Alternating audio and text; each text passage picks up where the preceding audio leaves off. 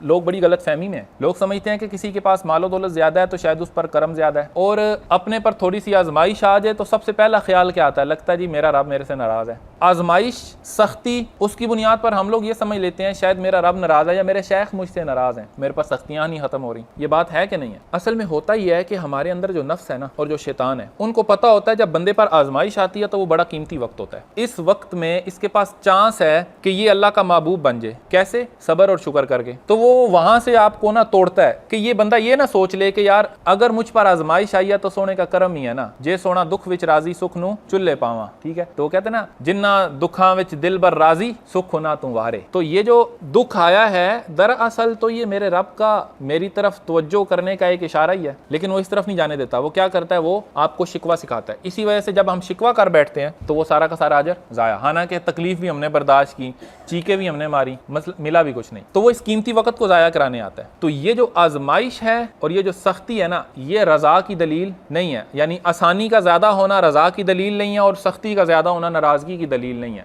रजा की दलील एक ही है, आप पर आजमाइश आई और अगर आप लोग अल्लाह के जिक्र में और अल्लाह के शुक्र में लगे रहे तो ये रजा है। और अगर आजमाइश आई और आप लोग अल्लाह से, और अगर आजमाइश नहीं आई बल्कि अल्लाह ने फरावानी अता की है, सब कुछ है यार पास, पर अल्लाह का शुक्र और जिक्र नहीं है, तो वो फिर कर्म नहीं है, वो दूरी है। ठीक है।